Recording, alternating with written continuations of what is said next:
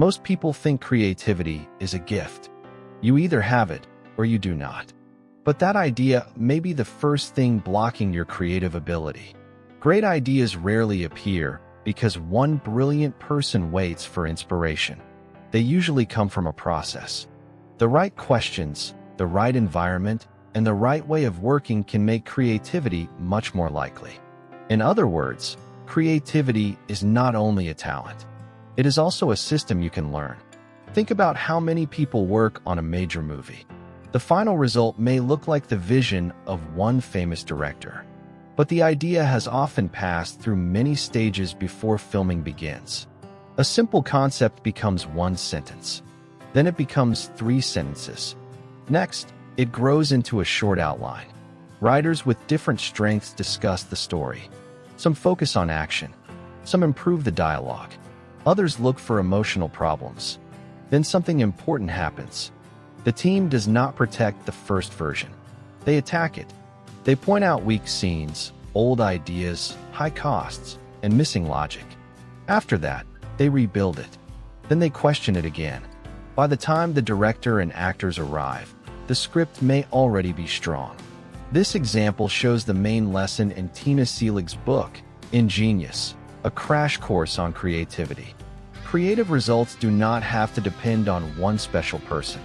A good process can help ordinary people and teams produce better ideas again and again. The first part of that process is learning to see connections that other people miss. A joke often works in the same way. It takes you in one direction, then suddenly shows you another meaning. The facts did not change. Your point of view changed. Creativity often begins with this kind of mental movement. Take 2 things that seem unrelated. For example, a printer and a nose. At first, the pair sound silly. But that is the point. Your mind cannot use its usual answer, so it must search for a new path. Maybe the printer could release a different smell when each ink color is low. A green cartridge could produce an apple smell. An orange cartridge could produce an orange smell. The idea may not become a real product, but the exercise has already done useful work. It has pushed the brain beyond its normal habits. You can play this game with almost anything. Combine an airplane with music. Combine a bottle with a school. Combine a chair with a clock. Do not ask whether the first idea is practical. Ask what new relationship might exist between the 2 objects. This matters because the mind likes familiar roads. When we face a problem, we usually search our memory for an old solution. That is efficient, but it can also trap us. Combining unrelated things forces us to leave the familiar road. It helps us look at the same problem from a different angle. But finding one unusual connection is only the beginning. The next problem is that people stop too early. A team finds one acceptable answer and says, "Good enough." The search ends before the best ideas have a chance to appear. This is why brainstorming is useful, but only when it is done correctly. During the idea stage, the goal is not to choose. The goal is to produce. People should prepare their thoughts, share them one by one, and record every idea. Most importantly, no one should criticize or debate during this stage. In many meetings, someone offers a strange idea. Another person immediately says it is too expensive, too risky, or impossible. Then the whole group spends 30 minutes arguing about that single idea. Soon, everyone becomes careful and quiet. They stop sharing anything that may sound foolish. A creative meeting needs the opposite feeling. Even a bad idea should be written down. A bad idea may lead to a useful idea. It may also give another person permission to think more freely. The purpose of brainstorming is not to prove who is smartest. It is to create enough material for later judgment. One classroom exercise makes this clear. Students must arrange themselves by age without speaking. At first, they may use hand signals. When the line is complete, they think the task is finished. But the teacher asks, "Is there another way?" They might draw a timeline on the floor. They might write numbers. They might even sing their birth dates, because singing is not ordinary speech. The important lesson is not the final method. It is the question, what else could work? The first answer is often only the most obvious answer. However, creativity is not only about producing ideas inside your head. Many strong ideas begin when you stop guessing and start observing. The book describes a cold drink seller at a train station. He watched travelers walk toward the train. They turned back toward his cart, checked the time, and left without buying anything. The customers wanted a drink, but they were uncertain. They did not know whether they had enough time. The seller did not need a new product. He needed a clearer experience. He placed a clock where customers could easily see it. Now they could judge the time without fear. A small observation revealed the real problem. This is customer insight. People do not always explain what they need. Sometimes they do not understand the problem themselves. Their actions, pauses, and repeated frustrations can tell you more than their words. A similar lesson appears in the design of baby strollers. An adult looking down at a stroller may think it is comfortable, but imagine sitting very low, facing forward, surrounded by moving legs, dust, and noise. You cannot see the person pushing you. The world may feel unsafe. When designers experience the situation from the child's position, the problem becomes clearer. Raise the seat. Turn it toward the parent. Improve the connection, not only the object. This is where creativity becomes less mysterious.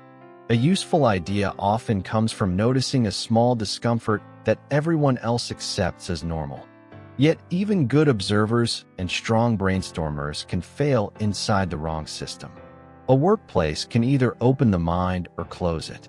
If people sit behind high walls, fear mistakes, and meet only to defend their positions, creative energy becomes weak. A creative environment needs different kinds of space. People need quiet areas for private thought. They also need shared areas for conversation.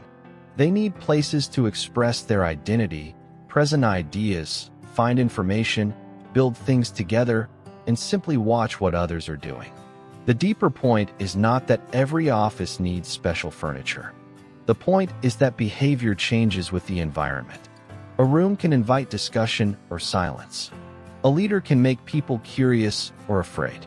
A meeting rule can create new ideas or kill them. Constraints can also help. This sounds strange because we often believe freedom creates creativity. But unlimited freedom can leave the mind with no direction.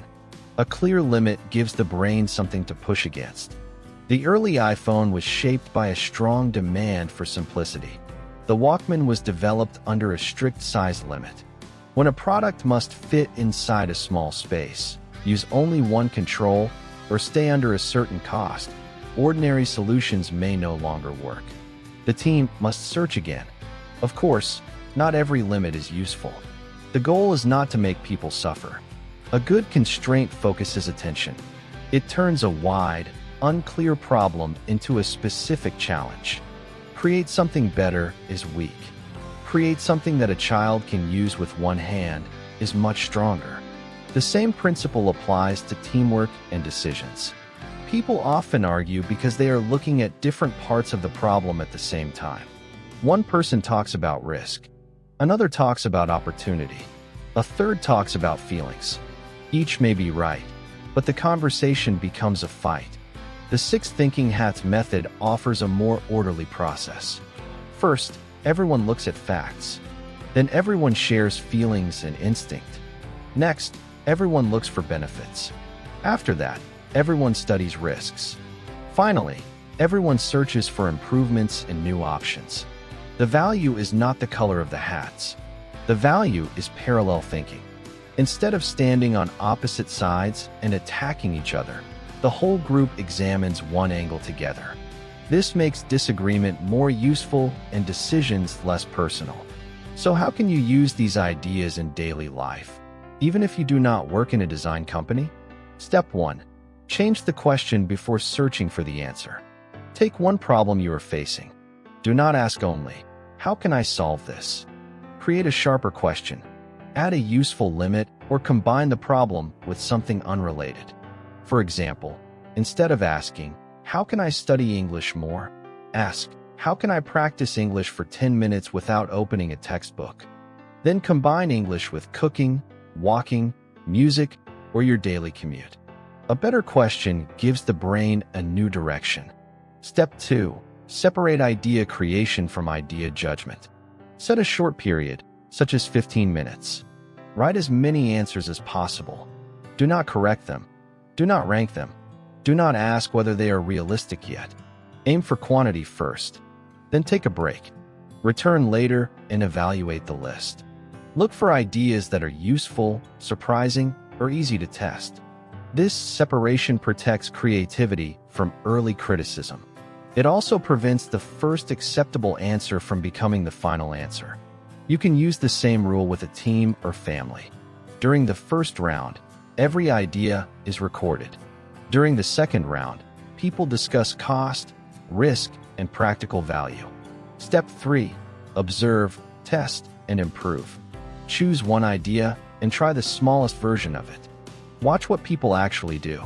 Do not depend only on what they say. Notice where they hesitate, become confused, or create their own solution. Suppose you want your team to share more ideas. Do not begin with a large innovation program. Try one meeting with a new rule. No criticism for the first 10 minutes. Record every idea. Then ask the group what changed. Give quick feedback. Break a large goal into smaller goals people can see and measure. Add a little surprise. Let the team feel that the result belongs to everyone. Most importantly, treat an unsuccessful test as information. When one method fails, you have not proved that you are uncreative. You have simply removed one path that does not work. Creativity does not require you to become a different kind of person. It asks you to build different habits. Look again. Ask another question. Create more options. Delay judgment. Study real behavior. Use limits with purpose. Let people examine problems together. The goal is not to produce a brilliant idea every day.